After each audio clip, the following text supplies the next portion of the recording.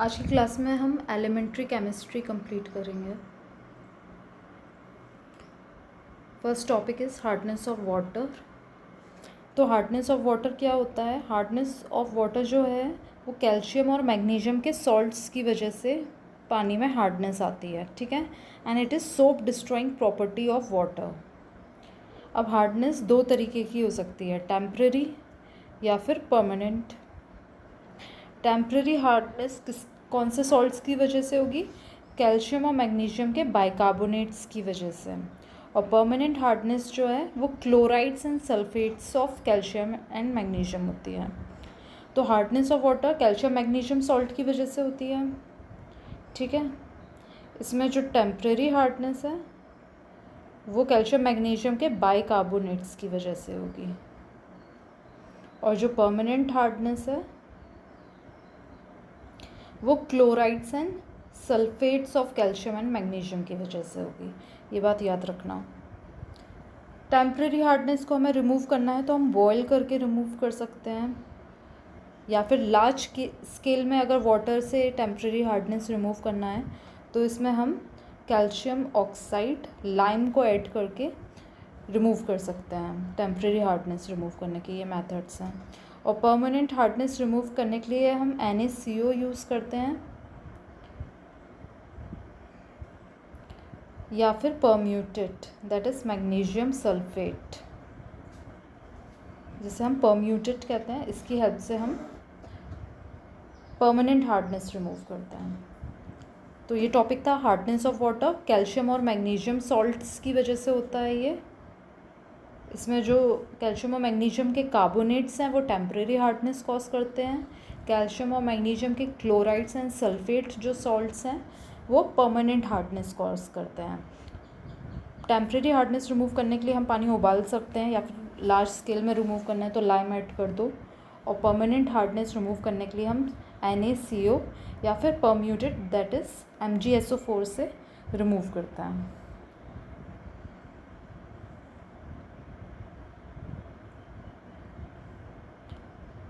Next topic is organic and inorganic compounds.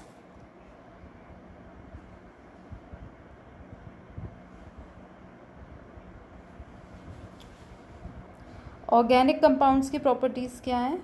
Organic compounds वो compounds होंगे जिसमें C होगा या H, C और H दोनों प्रेजेंस होते हैं ऑर्गेनिक कंपाउंड्स में, ठीक है। ये कंपाउंड्स जो होते हैं ये ऑक्सीडाइज्ड हो जाते हैं। ऑर्गेनिक मैटर जो है वो लिविंग भी हो सकता है, डेड भी हो सकता है। समय के साथ ये रॉटन होता है, दैट इज़ पुट्रिफिकेशन। प्यूट्रीफाई होना एक ऑर्गेनिक कंपाउंड की, ऑर्गेनिक मैटर की प्रॉपर्टी है, ठीक है। समय के साथ ये रॉट होगा, और जब ये रॉट होगा तो इससे जो गैसेस निकलेंगी like CO, CO2, H2S, ammonia, methane, ये सारी हार्मफुल गैसेस ऑर्गेनिक मैटर के पुट्रिफिकेशन में रिलीज़ होती हैं। Carbon monoxide, carbon dioxide, hydrogen sulphide, ammonia and methane. अब अगर हमें ऑर्गेनिक मैटर को हार्मलेस बनाना है तो हम इसमें क्या करेंगे? ऑक्सीजन ऐड कर देंगे, मतलब कि aerobic digestion. Aerobic digestion oxygen add करके ऑर्गेनिक मैटर को हम लेस हार्मफुल या हार्मलेस बना सकते हैं। जैसे कि फीसिस में ऑर्गेनिक मैटर है तो उसको हम अगर फीसिस को ऑक्सीडाइज्ड कर देंगे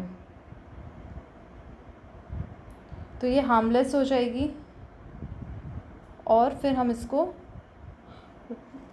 इस इफ्लुएंट को वाटर बॉडीज़ में फिर रिलीज़ कर सकते हैं। तो एरोबिक डाइजेशन बहुत इंपॉर्टेंट है ऑर्गेनिक मैटर को ऑक्सीडाइज या हार्मलेस करने के लिए।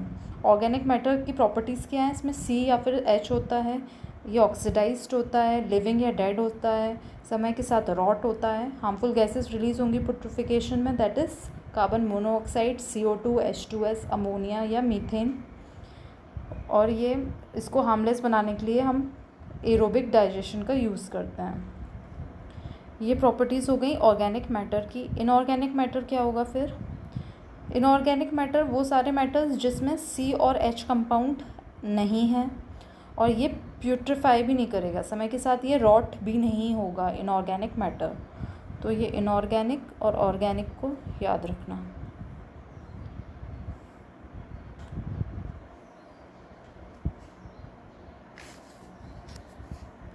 Oxidation and reduction.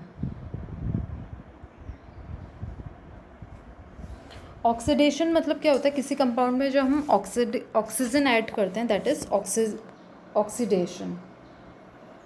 जैसे कि आयरन में हम ऑक्सीजन ऐड करेंगे तो बनता है आयरन ऑक्साइड Fe2O3। तो ये क्या हो गया, आयरन का ऑक्सीडेशन। जब भी किसी कंपाउंड का ऑक्सीडेशन होता है तो उसमें हीट रिलीज होती है, ठीक है। लाइक आयरन का ऑक्सीडेशन हुआ तो इसमें जो हीट रिलीज हुई है काफ़ी कम थी। वैसे ही अगर हम वुड का ऑक्सीडेशन करेंगे, वुड में जब ऑक्सीजन ऐड करेंगे तो इसमें जो हीट रिलीज़ होती है, वुड का ऑक्सीडेशन मतलब क्या होता है, लकड़ी में आग लग गई, दैट इज़ वुड का ऑक्सीडेशन। वुड में आग, वुड को बर्न करना ही उसका ऑक्सीडेशन है। इसमें जो हीट निकलेगी ये बहुत सारी होगी, ग्रेट अमाउंट में इसमें हीट रिलीज़ होगी, ग्रेट या लार्ज अमाउंट में। तो ऑक्सीडेशन में लेस अमाउंट में भी हीट रिलीज़ हो सकती है और लार्ज अमाउंट में भी। This is oxidation. फिर इसके बाद रिडक्शन का मतलब होता है किसी कंपाउंड से ऑक्सीजन को निकालना या ऑक्सीजन रिमूव करना, तो वो होता है रिडक्शन।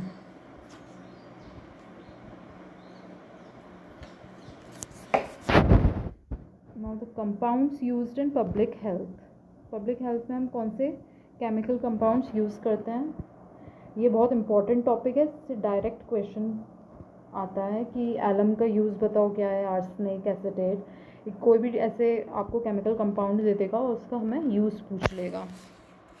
तो हमें ये याद रखना, इसमें समझने जैसा कुछ भी नहीं है। तो एलम का याद रखना, ये टर्बिडिटी ऑफ फ्लोराइड्स को रिमूव करने के लिए हम यूज़ करते हैं, ठीक है।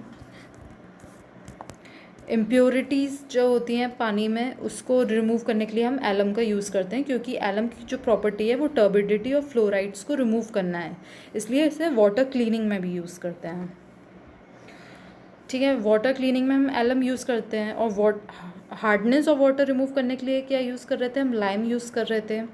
सोडियम कार्बोनेट यूज़ कर सकते हैं, कार्बोनेट्स और परम्यूटेट, ये सब हार्डनेस ऑफ वाटर रिमूव करने के लिए यूज़ होते हैं।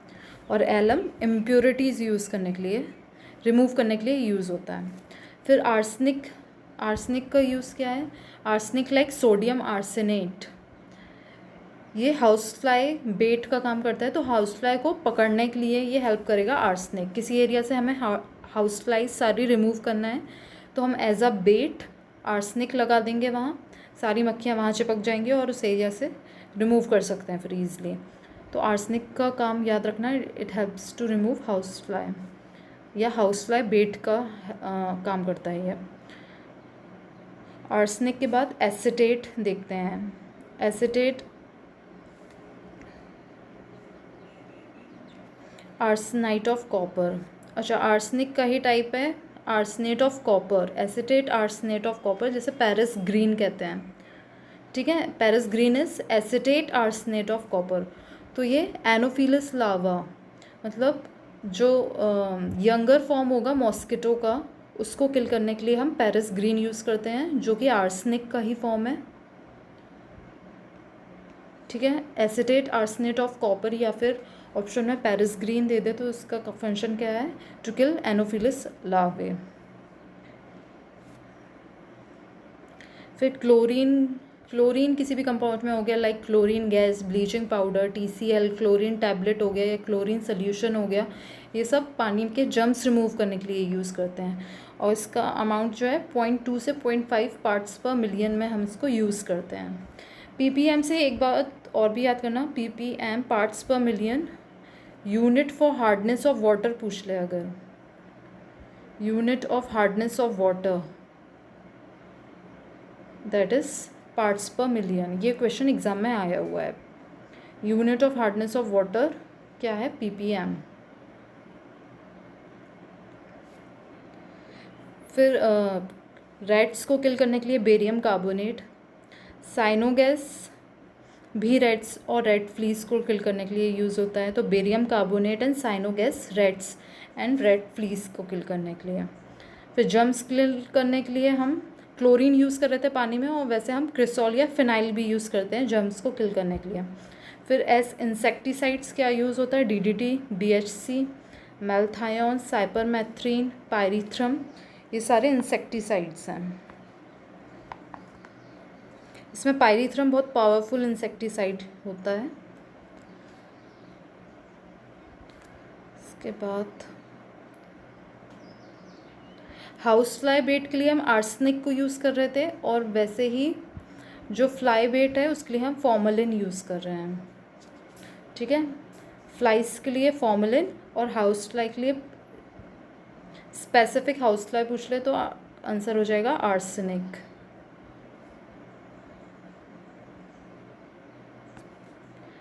फिर फॉर्मलिन प्लस, ये वाला क्वेश्चन बहुत बार आता है, formalin plus KMnO4 that is formaldehyde, potassium permanganate, formaldehyde solution, ये हम यूज़ करते हैं ऑपरेशन थिएटर्स में।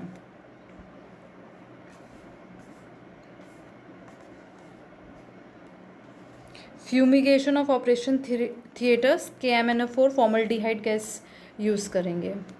फिर आयोडीन को हम जर्म्स किल करने के लिए यूज़ कर रहे हैं, और आयोडीन ग्वाइटर भी जो डिसीज़ होती है थायराइड से रिलेटेड उसको भी प्रिवेंट करता है। तो जर्म्स किल करने के लिए हमने क्या क्या यूज़ किया, आयोडीन किया था, ठीक है, क्लोरीन गैस यूज़ की थी जर्म्स किल करने के लिए पानी में से, और क्रिसॉल या फिनाइल भी जर्म्स किल करता है। तो ये थर्ड हो गया आयोडीन, आयोडीन से भी जर्म्स किल हो रहे हैं। फिर कॉपर सल्फेट और जो फोस्फोरस कंपाउंड्स हैं वो पानी में से एल्गे क्लीन करना है तो हम क्या यूज़ कर सकते हैं, कॉपर सल्फेट यूज़ कर सकते हैं। कॉपर सल्फेट ऑप्शन में ना हो तो फोस्फोरस कंपाउंड्स, ये दोनों का काम यही है, copper sulphate and phosphorus compounds to kill algae in lakes. तालाब में जमी काई को क्लियर करने के लिए कॉपर सल्फेट और फोस्फोरस कंपाउंड्स का यूज़ होता है।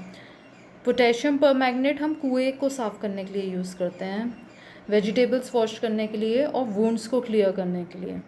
ठीक है, potassium permanganate to kill germs in wells, wash vegetables and fruits and to clean the wounds, potassium permanganate.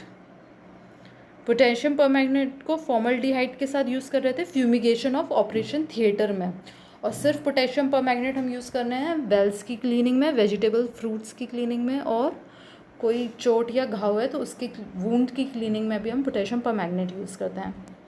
Sulphur ointment हम स्कैबीज़ में यूज़ करते हैं, स्कैबीज़ स्किन में जो खुजली वगैरह होती है उसमें हम सल्फ़र का ऑइंटमेंट यूज़ करते हैं। ठीक है, स्कैबीज़ में sulphur ointment produce SO2 to kill rodents and rat flea को भी किल करने के लिए यूज़ होता है सल्फ़र का ऑइंटमेंट।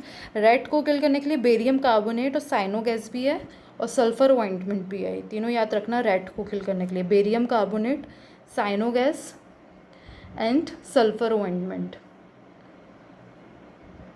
और एज अ प्रिजर्वेटिव भी यूज़ करते हैं सल्फ़र को for certain article of wood, लकड़ी के ऑब्जेक्ट्स को प्रिजर्व रखने के लिए भी हम सर्टेन प्रोपोर्शन में सल्फ़र यूज़ करते हैं। फिर कैल्शियम सॉल्ट्स किसके काम आता है, to prevent rickets, osteomalacia and clotting of blood. ठीक है, क्लॉटिंग ऑफ ब्लड में कौन प्रिवेंट करता है, कैल्शियम सॉल्ट, ये इम्पॉर्टेंट है। और रिकेट्स और ओस्टियोमलेशिया को भी प्रिवेंट करने के लिए कैल्शियम होता है, ये पता ही होगा आपको। क्लॉटिंग ऑफ ब्लड में ये याद रखना बहुत इंपॉर्टेंट है, कैल्शियम सॉल्ट प्रिवेंट करता है क्लॉटिंग ऑफ ब्लड को। फिर लेबोरेटरी में जो केमिकल रिएजेंट्स यूज़ करते हैं हम एक बार वो देखते हैं, लाइक N/2HCl, इसमें नॉर्मेलिटी N1/10 HCl की यूज़ करते हैं, estimation of haemoglobin in blood. ठीक है, इसे सेलिस मेथड भी कहते हैं। N/10 HCl इसमें यूज़ होता है ब्लड में कितना हीमोग्लोबिन है ये चेक करने के लिए। इसके बाद बैंडेड सोल्यूशन डायबिटीज़ को चेक करने के लिए यूज़ होता है। ठीक है, डायबिटीज़ के लिए क्योंकि ये डिटेक्ट करता है शुगर इन यूरिन। तो यूरिन में कितना शुगर है, इससे हमें पर्सन के ब्लड की शुगर पता चल जाएगा, इससे डायबिटीज़ डिटेक्ट हो सकती है। उसके लिए हम सोल्यूशन कौन सा यूज़ कर रहे हैं, बेंडिक्ट सोल्यूशन। फिर सोडियम या potassium iodide iodization of salt में यूज़ करते हैं। सॉल्ट में आयोडीन ऐड करते हैं। जैसे इंडिया में कंपलसरी है, इंडिया में गवर्नमेंट ने कंपलसरी कर रखा है कि सारे सॉल्ट जो होंगे वो आयोडीन फोर्टिफाइड होंगे, मतलब उसमें आयोडीन ऐड होगा, जिससे कि आयोडीन फोर्टिफाइड होंगे, जिससे कि डिजीज़ेस लाइक गोइटर या थायराइड हम प्रिवेंट कर सकें। इसलिए गवर्नमेंट ने कंपलसरी कर रखा है कि सारे सॉल्ट्स में आयोडीन होगा। तो हम कैसे ऐड करेंगे सॉल्ट में आयोडीन, सोडियम या पोटेशियम आयोडाइड के फॉर्म में। सॉल्ट में आयोडीन के साथ साथ आयरन फोर्टिफाइड सॉल्ट भी आते हैं मार्केट में। आयोडीन के कॉम्बिनेशन में आयरन वाले भी आते हैं, और आयोडीन तो सारे ही सॉल्ट्स में कंपलसरी है इंडिया में। सारे वाइट सॉल्ट्स, जो भी वाइट सॉल्ट होते हैं उसमें कंपलसरी है आयोडीन फोर्टिफिकेशन होना। फिर विनेगर या एसिटिक एसिड यूज़ होता है टेस्टिंग एल्ब्यूमिन इन यूरिन। ठीक है, एल्ब्यूमिन का अमाउंट देखने के लिए हम विनेगर या एसिटिक एसिड यूज़ होता है। फिर methylene blue chemical reagent use होता है स्टेनिंग में। सेल्स वगैरह की स्टेनिंग में मिथाइलिन ब्लू यूज़ करते हैं। लाइक बायोटेक लैब में काफ़ी यूज़ होता है मिथाइलिन ब्लू में सेल्स को स्टेन करते हैं, जिससे कि वो माइक्रोस्कोप में क्लियरली हम देख सकें। फिर थियोमर्सल यूज़ होता है इन ओरल पोलियो वैक्सीन। थियोमर्सल एक स्टेबलाइजिंग केमिकल है जो कि ओरल पोलियो वैक्सीन में यूज़ होता है, ये याद रखना। थियोमर्सल ओरल पोलियो वैक्सीन में यूज़ होता है। ये केमिकल रिएजेंट्स हो गए। उसके बाद हम देखते हैं ORS का कंपाउंड्स क्या हैं, कॉम्बिनेशन क्या है। ORS में होता है NaCl, सोडियम बाइकार्बोनेट और पोटेशियम क्लोराइड। सॉल्ट कौन कौन से हैं, 3 सॉल्ट याद रखना ORS में। ORS का फुल फॉर्म होता है ओरल रीहाइड्रेशन सोल्यूशन। ठीक है, ORS का फुल फॉर्म होता है ओरल रीहाइड्रेशन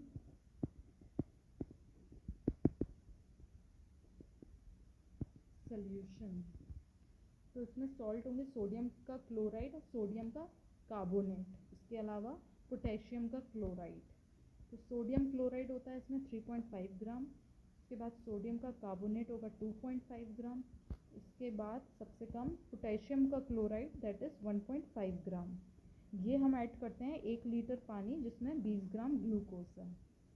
ठीक है, 1 लीटर पानी जिसमें 20 ग्राम ग्लूकोज है, इसमें हमने 3 सॉल्ट ऐड किए। सोडियम का chloride that is 3.5 gram, sodium का कार्बोनेट दैट इज़ 2.5 ग्राम और पोटेशियम क्लोराइड 1.5 ग्राम। तो ये हमारा सोल्यूशन बन गया ORS, ओरल रीहाइड्रेशन सोल्यूशन।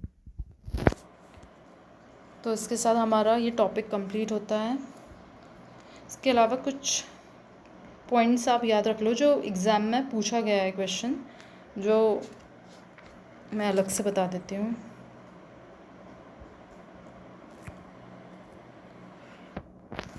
मेल्थायोन, ये डायरेक्ट नाम पूछा था, मेल्थायोन क्या है। तो मेल्थायोन एक ऑर्गेनोफॉस्फोरस पेस्टिसाइड है।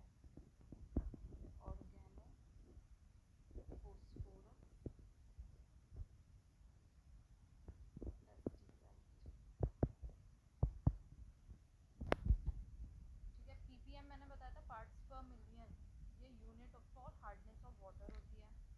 उसके बाद पायरीथ्रियम एक्सट्रैक्ट का यूज़, पायरीथ्रियम एक्सट्रैक्ट काय में यूज़ होता है, पायरीथ्रियम एक्सट्रैक्ट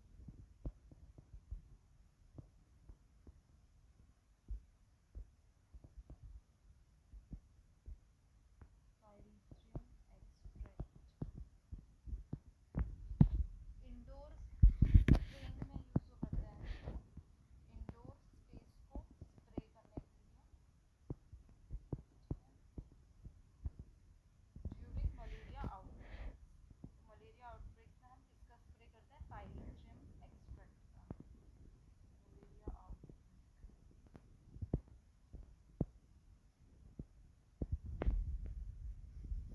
ब्लीचिंग पाउडर का फॉर्मूला याद रखना, ये बहुत बार क्वेश्चन पूछा गया है। ब्लीचिंग पाउडर क्या है?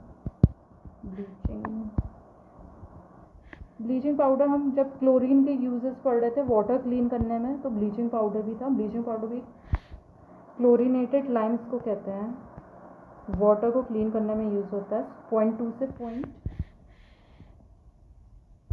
पार्ट्स पर मिलियन हम यूज़ करते हैं इसको वाटर से जर्म्स को किल करने के लिए। This is chlorinated lime. Bleaching powder का दूसरा नाम है क्लोरीनेटेड लाइम। इसका फॉर्मूला होता है CaOCl2।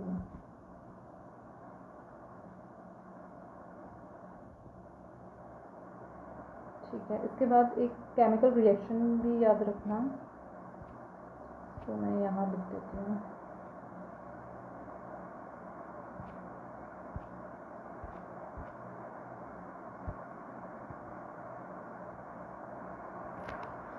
क्लोरीन गैस जब वाटर से रिएक्ट करती है, ब्लीचिंग पाउडर भी हम पढ़ रहे थे क्लोरीन कंपाउंड्स वाटर क्लीन करने के लिए, तो क्लोरीन गैस जब वाटर से रिएक्ट करती है तो प्रोड्यूस होता है एसिड HCl और HOCl। ये याद रखना, क्लोरीन गैस जब वाटर से रिएक्ट करेगी तो HCl और HOCl रिलीज करेगी। तो ये हमारा टॉपिक कंप्लीट होता है एलिमेंट्री केमिस्ट्री। तो हमने क्या क्या देखा?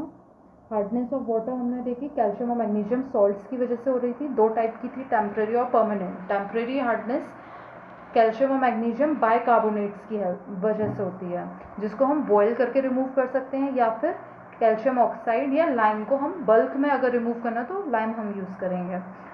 फिर परमानेंट हार्डनेस जो है वो क्लोराइड और सल्फेट के सॉल्ट्स की वजह से होती है, जिसको रिमूव करने के लिए हम NaCO या permute that is MgSO4 use करते हैं।